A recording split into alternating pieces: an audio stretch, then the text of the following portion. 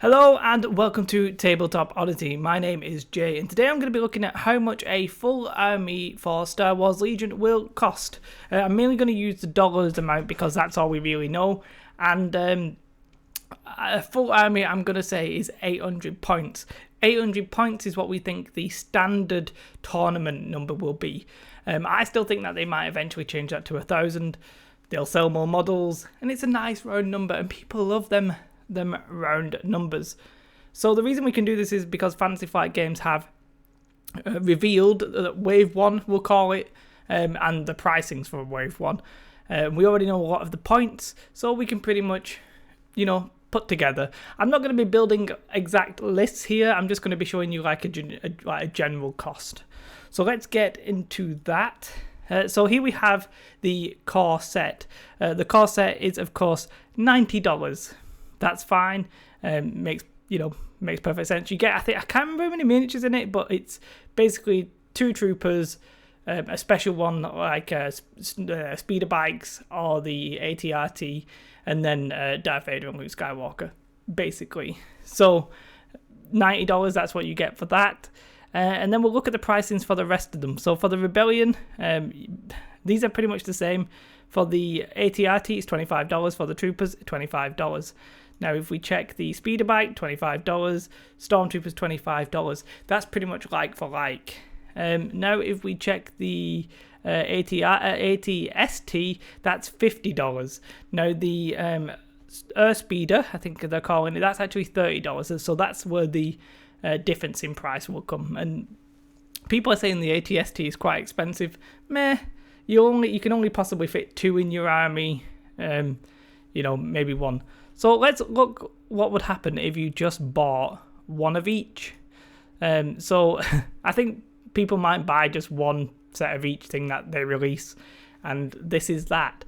Now, obviously, I mean, this would be 1 person and this would be 1 person, but you could in theory split a core between you.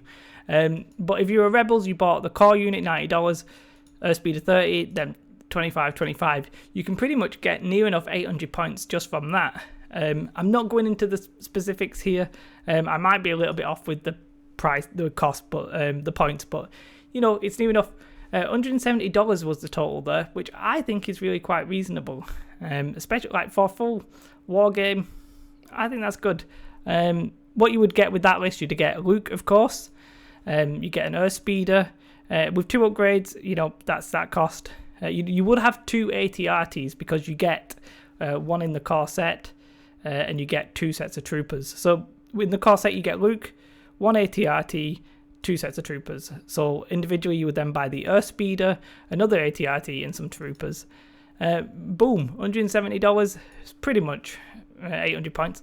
Now the special weapons here, that if you take a special weapon guy you can get it to 90. You might, if you just take 1 guy or just 1 special weapon, you can get the points. Just are here just to show you can basically make an 800 point team out of that. Whether or not it's a good army, I mean, that's up to you. I personally think that the AT-RT and the AT-ST will probably be the best units. Just from the little demo games that I've done, it seems like the AT-RT is really quite strong.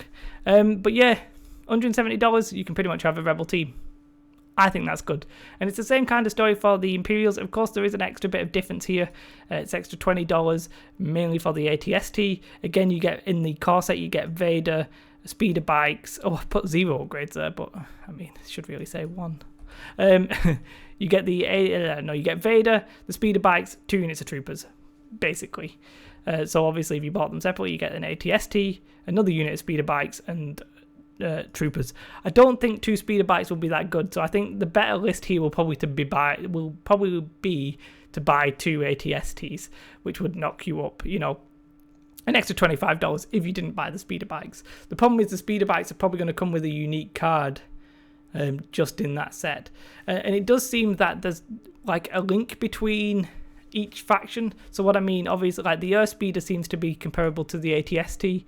In terms of cards, like I think any neutral cards will be in those packs the same, but then there'll be specific ones to the Airspeeder and the Airspeeder one and the STST and the STST one. Some awkward names in Star Wars, I think. Speeder bikes and the AT-RT, that's the similar kind of thing, and obviously the Troopers and Troopers.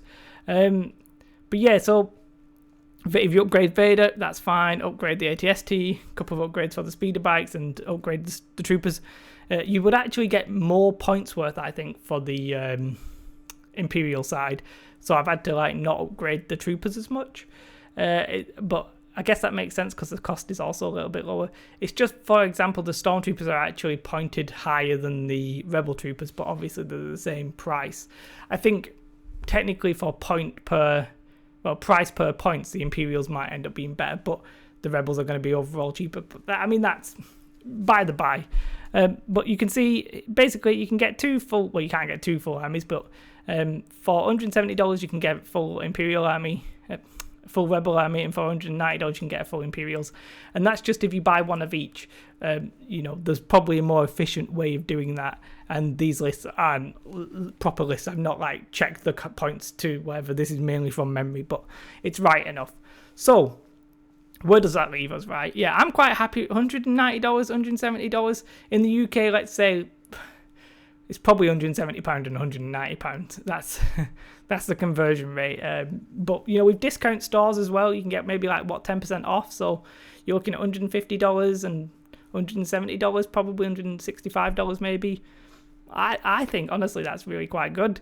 The model count might be a bit low, unit count might be a bit low, but I think that's just the nature of this game. Pound wise, I think we'll be looking at probably £150 to £160, £170. It's just the way it's going to go, I think. So this isn't going to be me comparing FFG to GW, but there are the prices that that's if you buy one of each. I think that's quite good. Let me know if you disagree. Let's compare it a little bit to Games Workshop. So I think you get 40 models in the core set.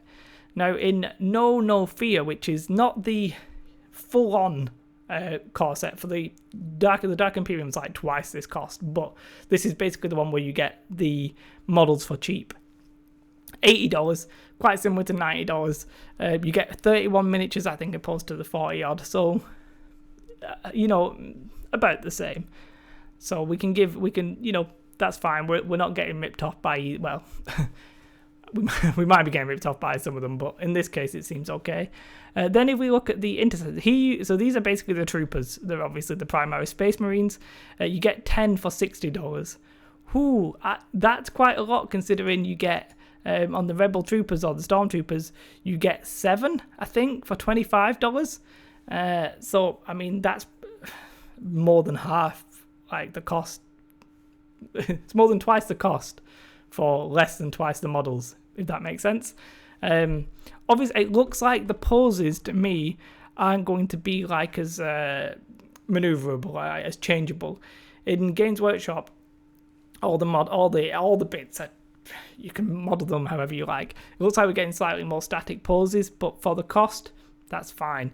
I do think Games Workshop models are probably going to have higher detail. They've been going at it longer. They're probably better. But if that cost is going to stay like that, I'll be a happy chappy. And so that's the Troopers. Now, if we look at the AT-RT, for example, if we compare that to the Primaris Dreadnought, well, it is more than twice. It's $65 to $25. But I think that's probably more comparable to the the AT-ST, which is $50, and this Dreadnought is $65. All in all, I think FFG are doing quite a good job price-wise.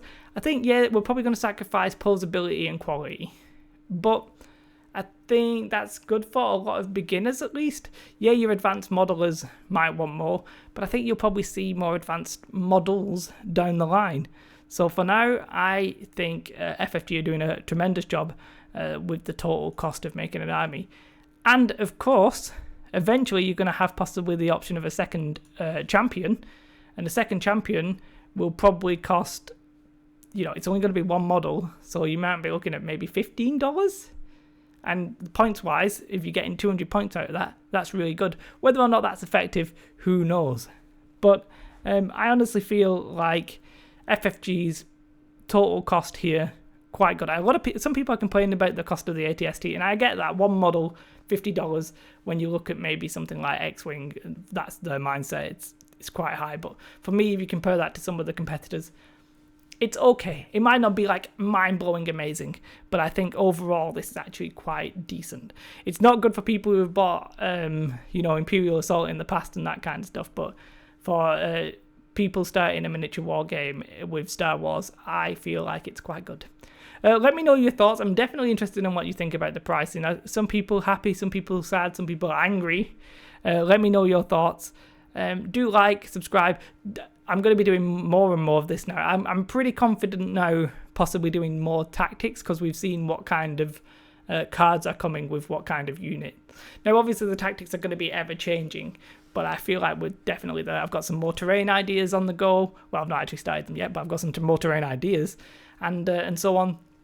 So do like, subscribe, and it does help quite a lot. And have a most beautiful day, and goodbye.